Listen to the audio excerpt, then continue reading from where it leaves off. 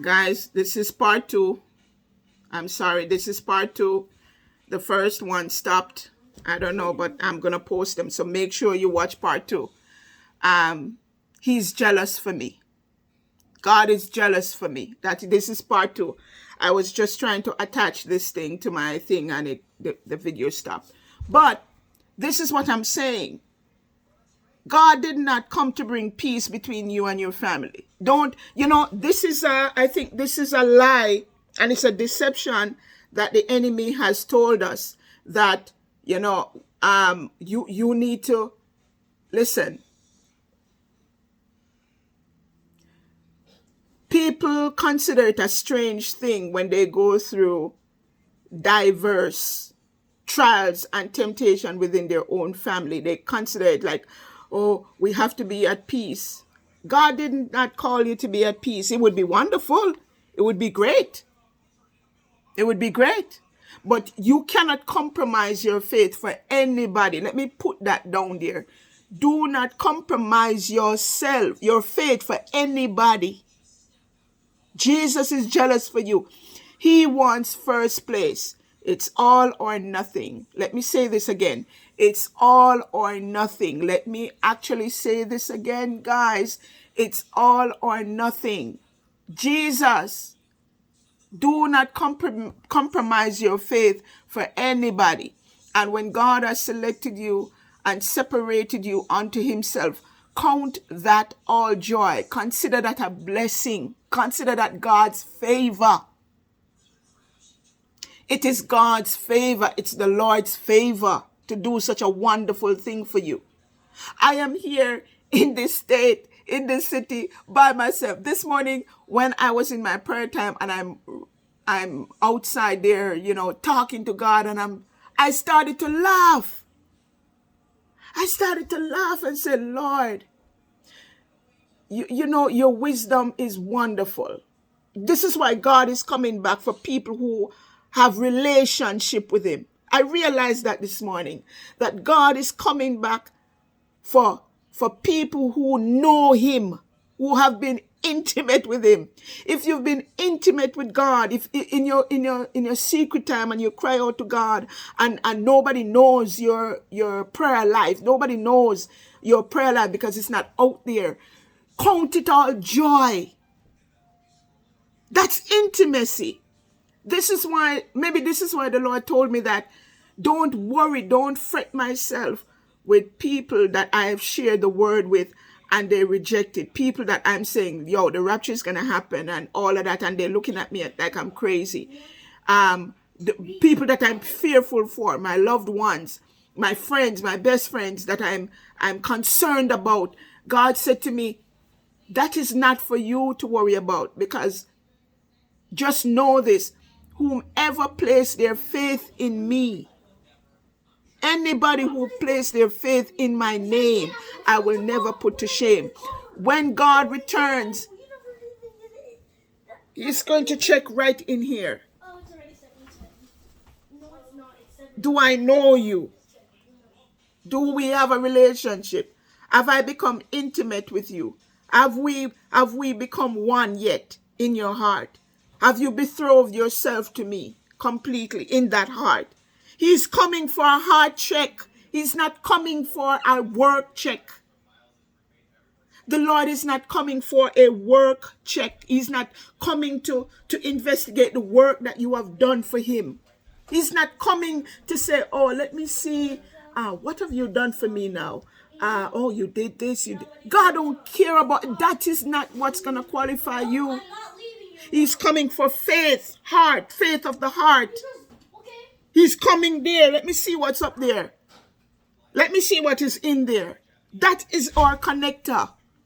Our faith in him.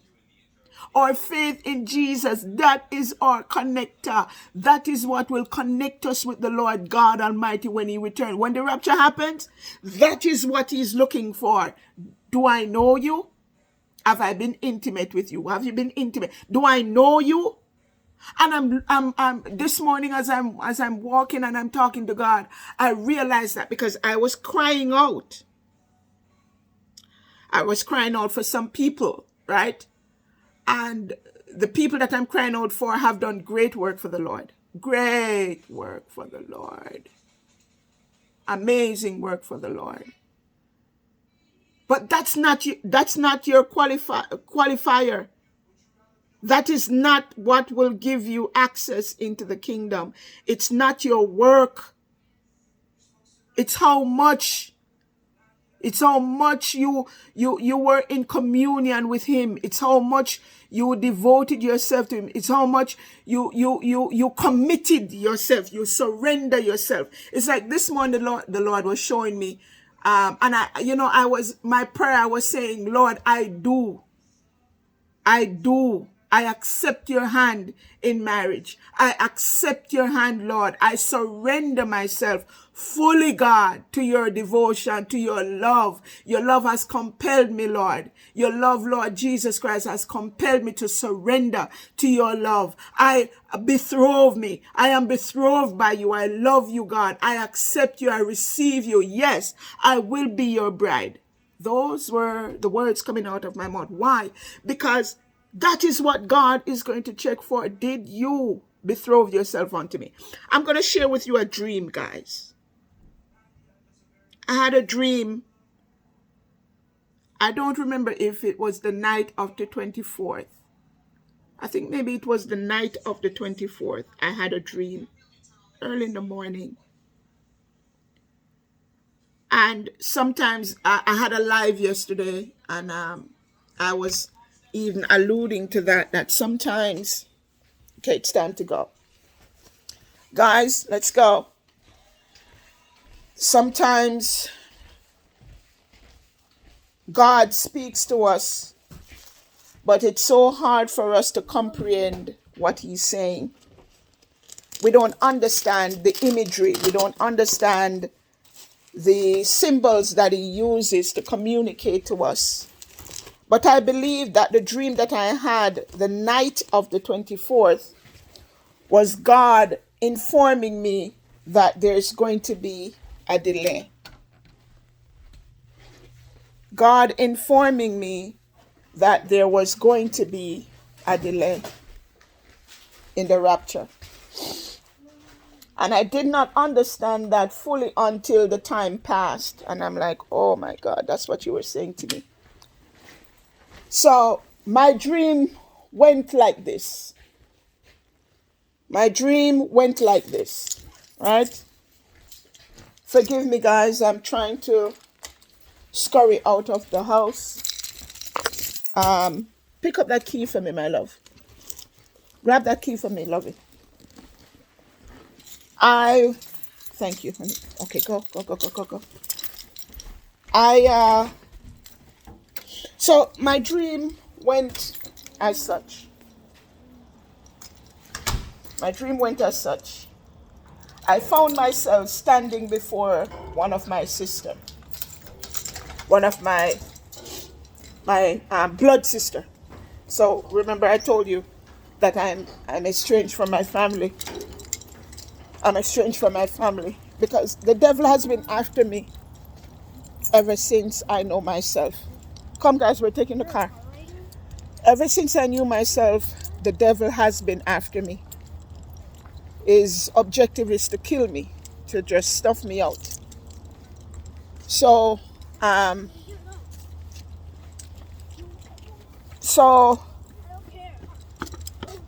guys, I'm gonna pause this video and come back when I get in the car. So, because I have to get myself in the car. Okay, guys, I'm here. So, the dream went as such. I found myself standing in front of my sister, one of my sisters. Now, this sister, the last encounter that she and I had was her actually spewing out curses against me. And I'm not talking about cuss words. I'm talking about actually cursing me. You will not, I think some of the words she said, like, you will never prosper, you will be cursed, you will be all sorts of stuff. So the devil tried to curse me through her. May God be merciful and forgive her. I pray that she repented when she realized. But that's the kind of venom that was being spewed out of her onto me. So that was the last exchange that she had. And the Lord told me, because that thing cut me so deeply. It's one thing to use cuss words. If you want to use cuss words at me, I mean, they're just a form of showing me that you're angry. But to actually curse someone, curse their life, oh my God, that's deviant, that's devil, that's wicked, right? Anyway, I found myself standing in front of her, and she was accusing me. Accusing me. But in the dream, I'm watching for the traffic to get out of here. She was accusing me, but I found myself not finding words to defend myself. I felt like I could not defend myself because whatever she was accusing me of, I couldn't find any means to defend myself. So I stood there quietly, not one sound. It's like I couldn't defend myself. I could not come in defense of myself. So I stood there quietly without saying anything. Just, I felt, this is the picture that came to me. Oops. This is the picture that came to me. I felt like a lamb led to the slaughter. That's how I felt. I felt like I was a lamb led to the slaughter. So I just stood there in silence, and every single person that she brought to accuse me before, every last one of them sided with me. Every last one of them came in defense of me. And I said nothing. And the last person she brought, I remember, it was a young man. I have to use that word young because he was not an old guy. He was a young man. He was a young man. Handsome guy. And though I'm standing there, because I think I am standing in, what would you call it? I was being prosecuted. So I am standing in a place where I don't have any defense for myself. In other words, as if I'm guilty. As if I can't find anything to defend myself. And the last person that she carried to me was a guy. And he came in strong defense of me. Not just only that, not just coming in strong defense of me, but he actually took me out of the position that I was held in physically. Because I was standing, I felt like I was standing on the seat, on a judgment seat. And he took me out of it. Because the way that I was standing, I felt like I couldn't move, right? I couldn't move, or it doesn't even make sense that I try moving. That's the position that I was put in. And I can't get out of it. But he took me, he held my hand, and he walked me out of that position. And I sensed that he was attracted to me. Now listen up. I felt like he did not just want to become in defense of me. He actually wanted to make me his. Like he wanted to claim me.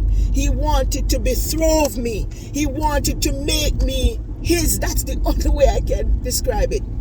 Now, in my heart, I'm saying,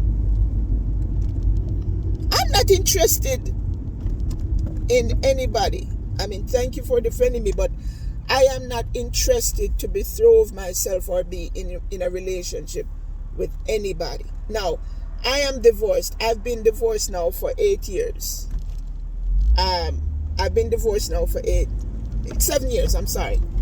And I've not had any desire to be with anybody, because I believe that God wanted me in this time unto himself. What Why did my thing turn there? I think that God wanted me for himself, right? So, and to be honest, I have young kids, and I did not want to bring that sort of dynamics in their lives, being with somebody and bringing all of that in their life. They're young, they need all of my attention, and I decide that, I am going to be selfless and commit my time and my energy to my kids, because it's unfair. They went through a divorce, and it's only fair that I don't take away from them. Now their dad is out of the home, so they have lost one parent. So I am not going to give them quarter of a parent, half of me again. So I'm like, no, I am going to do that. And I felt like the Lord was leading me there. Thank God that God gave me grace for that. So I ended up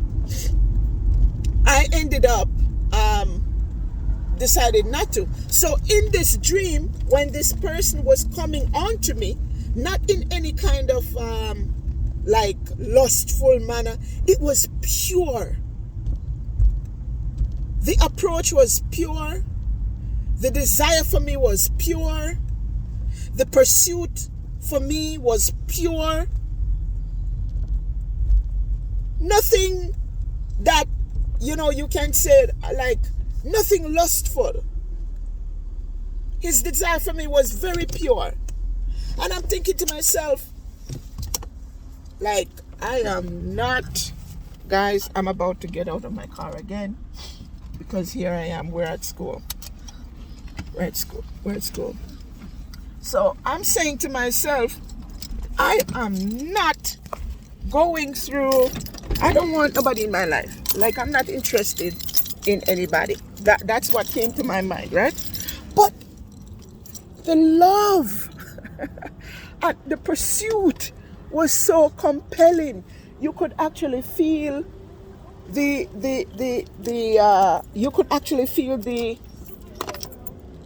potency. You could actually feel the potency. You could actually feel the potency of his love. And it was irresistible. That's the word I'm going to use. The love he was giving to me or expressing to me was irresistible. I can't explain it, but that is what that was. It was so irresistible. So, of course, I caved in. I surrendered to it. I said, okay. Now, because the love was so pure and I felt like I did not deserve that love. In the dream, I felt like I did not deserve that love. I felt like you have to be making a mistake. That's how I felt about him. I'm like, in my mind, I'm like, no, you have to be making a mistake. You chose me. Are you sure? And all of my insecurities started to play in. All of my insecurities. I'm thinking, I'm not good enough for you. You can't love me like that. This is not going to last. All of those insecurities are playing in because I realized that it was an undeserved love. And I couldn't understand how one person could just fall in love with me like that and want to marry me. No way. Anyway, he held my hand. And when he held my hand, I felt like, oh my God, like I wanted to. I want to give myself to this type of love. And I walked and I told him, I said to him, because he wanted to take me away. Listen to this. This is the dream, guys. He wanted to take me away. But in my mind, guys, I'm going to have to pause again. Give me one moment.